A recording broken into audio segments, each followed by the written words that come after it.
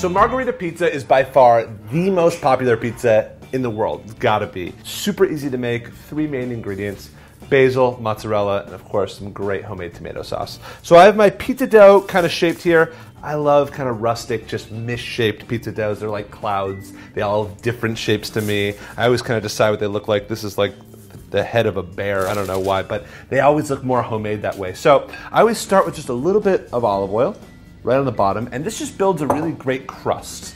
All right, and I'm just gonna kind of rub that through all the way to the end. Get a little bit sloppy with this. You don't want to just kind of miss a spot. Every inch counts here. Awesome.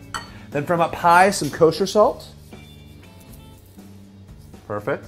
And then this is really, really important. You know, especially in America, we tend to overdress our pizzas. And in Italy, it's kind of like a salad, right? You've had really soggy salads. You can have a really soggy pizza too. So you just want enough of that sauce to kind of kiss the pizza, just kind of evenly go throughout, right? It's not so much about the sauce. I mean, you work so hard on that dough. It's a little bit more about the dough and what's on top of it. So some really good buffalo mozzarella. I just like to tear it. Again, we love cheese, but just kind of use it sparingly. Dot that around. Awesome, every inch. What you want to think of is that every bite you have a little bit of everything. All right, some basil. Big ones I like to tear up and just kind of let them fall where they will. The small ones leave whole. Looks absolutely gorgeous. Just tear it right off. This is not the time to bust out the dry basil, by the way. You have to use fresh basil for this. And the reason why everyone loves this in Italy and they're so proud of it is look at the colors. You've got the red, the green, and the white. What does that remind you of? The Italian flag. Genius. Okay. I always build it on a piece of parchment like this because that way I don't have to worry about it sticking to the counter. No, cornmeal, no extra flour. I like it just the way it is. I take my pizza peel, slides right on, and before I take it to the oven, just a drizzle of olive oil. And my oven's at 500 degrees. It's as high as it goes. I have a pizza stone that's been in there the entire, maybe an hour, 2 hours, a long, long time. So I'm just gonna open that up, slide it in on the paper, and let that pizza do its thing. All right, so oven's been on full whack. It's been about 7 minutes. I'm gonna check my pizza. Oh yeah, beautiful. You can tell by underneath, that's what you're looking for, that nice golden crust. So you can see the paper didn't burn, it just kind of browned a little bit. I just kind of hold it with my thumb and let the pizza kind of just fall off. And then while it's hot, this is my favorite moment. It's finishing up this margherita. So I'm just gonna paint with really good olive oil around the outside just to give it this nice sheen, all right? And then, we don't have brick oven pizza ovens in our home, so I have a little smoked salt, which is really nice around the end. It kind of makes the whole thing smell a little bit more authentic. And then you cannot serve a pizza without a little bit of that salty, creamy Parmesan Reggiano right over the top. Look at that. Just kind of let it fall over. Not too much, just enough. And if you like margherita pizza, nothing will beat that.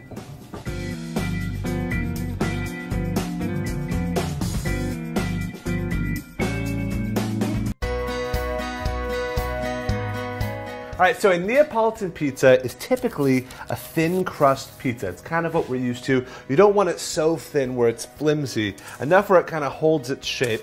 And typically, traditionally, there's not a lot of cheese on this. So I'm doing kind of an oregano, garlic, and just simple tomato sauce, Neapolitan style here. So I'm gonna start with some olive oil right on the top of the crust. It's my raw dough here. This olive oil is gonna help it stay super crispy, really lush, a little bit fatty. This is exactly what you want at the beginning of every pizza, all the way to the edges.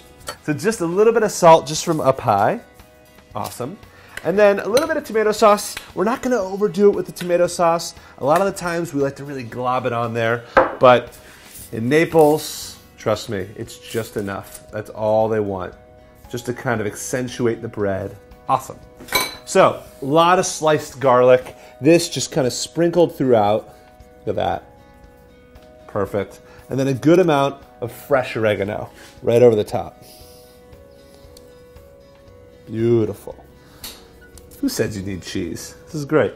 All right, so pizza right here. Now I always build it on a little piece of parchment paper. The parchment really makes it so it doesn't stick to the counter. It's a really good insurance policy when you're trying to take the pizza to the oven.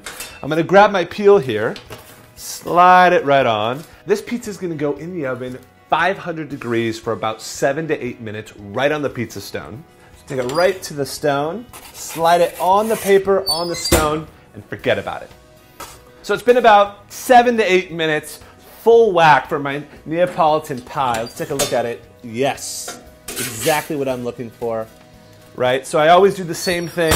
The parchment's kind of done its job, so I just hold that tight, let the pie fall right out. Then, you always have to finish it while it's hot. So I grab a little bit of really good olive oil and paint the outsides. Beautiful. Look at that shine it gives, a little bit of richness. And then some good flaky smoked salt all the way around.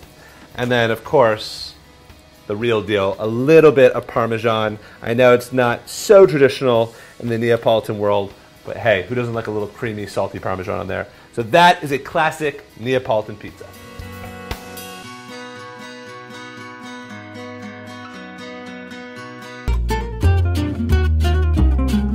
All right, guys, so I've been to Sicily a ton, and for some reason, their pizza is not circular like what we're used to. It actually pulls up on the square dimension. So really easy to get this shape. You start with your round and you kind of just roll out both ways, right? And just go lengthwise first, right? And kind of achieve that before anything else. And then you just kind of roll the side out as much as you like. So it kind of takes on more of a square or rectangle look as opposed to round. And you can always kind of help it. So typically it would be about this thick or even a little thicker. You can even, put an inch thick into a pan and they bake it for a long time.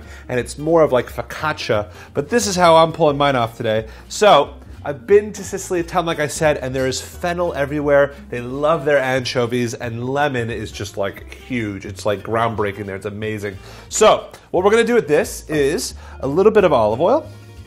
And the next move before I even do anything is I'm going to actually put it right on some parchment. Beautiful. What the parchment does is allow the oil, before I start spreading it around, not to keep it sticking to the board. It kind of acts as like an insurance policy, you'll see. It will be able to roll under or peel that much easier. So I need the oil all the way to the outside. Awesome.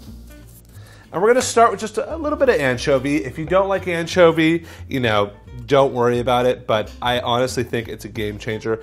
I'm not a huge fan either, but they kind of melt into the pizza. You forget they're even there, so like 6 or 7 anchovies, and you just kind of want to break these apart, spread them around. They are pretty potent, so just enough, right? I have a little bit of fennel. Just kind of let that dance throughout. Awesome. And I'm going to take some of their fronds. This is what grows on top of the fennel bulb. Just kind of rip these up and just kind of sprinkle those from up high.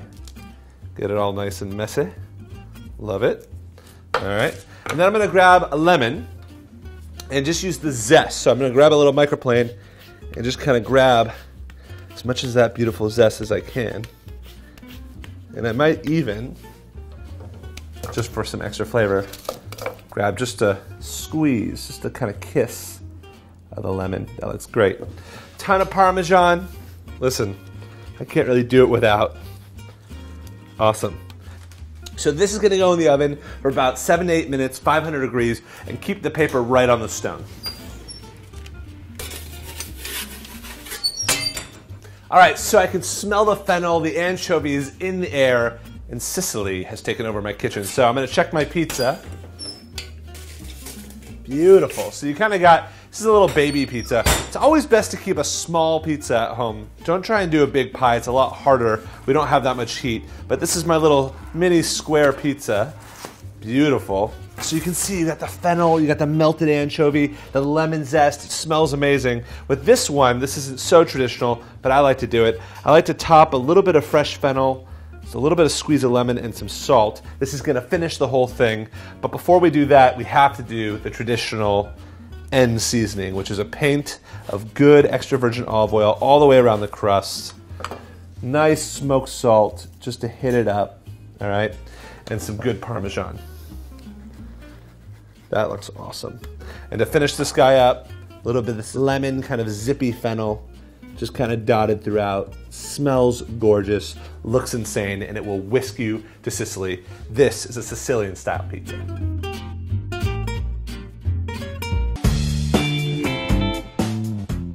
All right, so Chicago style pizza, really simple to make, and when you think about pizza pie, this is what you have to think about, because this is actually built like a pie. So, a lot of people like to use cake pans. I actually really dig to use cast iron. Cast iron is a really even heat throughout. It's cheap, you can find it anywhere, and it looks really sexy too. So, we're gonna start with, it's a totally cool, we didn't preheat it or anything, just a little bit of olive oil, the bottom of that pan, and just kind of get it all over. This is just gonna help with stickage, right? Any extra oil, just go right on top of your pizza, and just kind of rub it in all the way through. This is gonna kind of make an unctuous dough, keep it nice and crisp. So then I'm just gonna take this whole pizza and put it right on top. All right? And I'm just gonna let the edges kind of fall where they may. Again, this is like making a pie, all right? So we're gonna get all those in, right? Any extra edges, just kind of fold behind it. Just kind of press up. No one's really gonna see the inside of the dough, so it's okay if that looks a little bit scrappy. The outside is what counts here. Awesome.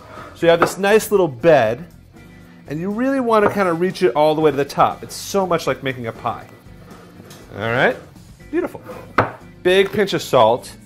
Now, what's cool about Chicago-style deep dish pizza is that normally with any other type of pizza, the sauce goes on first, but with Chicago-style, the sauce goes on last. And the reason why is because this is gonna take like 25 minutes to bake at about 425 degrees, which means that anything on top, it's gonna be in there too long and it will burn. So the tomato sauce actually acts as kind of like a little barrier. So this, I have a little bit of sausage. I'm just gonna kind of sprinkle that throughout.